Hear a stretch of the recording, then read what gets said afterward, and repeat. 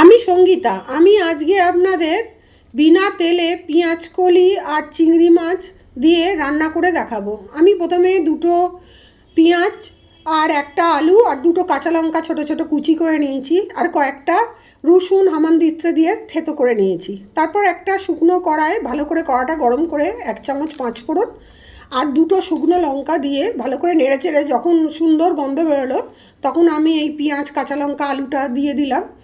দিয়ে সামান্য একটু নুন দিয়ে দিলাম, তাতে পেঁয়াজটা তাড়াতাড়ি নরম হয়ে যাবে আর তাড়াতাড়ি ভাজাও হয়ে যাবে।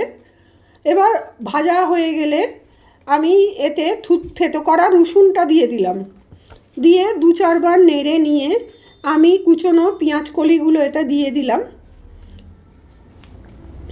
দিয়ে পেঁয়াজ কলিগুলো নাড়াচাড়া করে নিয়ে আমি আমার প্রয়োজন মতো, আগেও নুন দিয়েছি তার জন্য সামান্য একটু নুন দিলাম, আর 1/2 চামচ হলুদ আর 1/2 চামচ শুকনো লঙ্কার গুঁড়ো এতে দিলাম।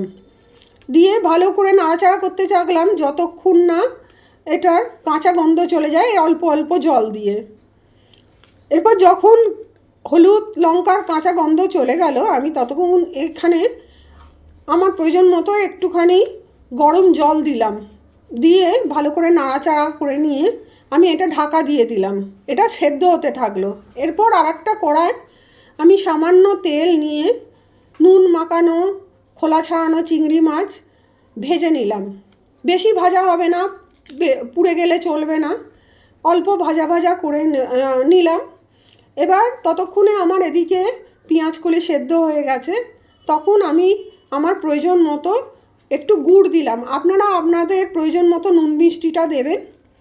এরপর আমি ভাজা চিংড়ি মাছগুলো দিয়ে আবার ভালো করে নেড়ে চেড়ে আমি এটা চাপা দিয়ে দিলাম, যাতে চিংড়ি মাছ আর পেঁয়াজ কলি এগুলোর মধ্যে সব গুড় নুন মিষ্টি মশলা যাতে ঠিকঠাক বসে যায় সেই জন্যে।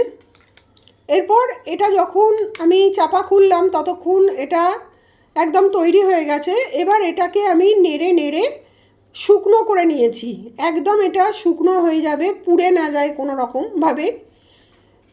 এরমভাবে আমার পেঁয়াজ কলি রান্না শেষ হলো। আপনারা এরমভাবে পেঁয়াজ কলি রান্না করে দেখবেন, খেতে খুবই সুন্দর হয়। যদি ভালো লাগে অতি অবশ্যই আমায় কমেন্টে জানাবেন।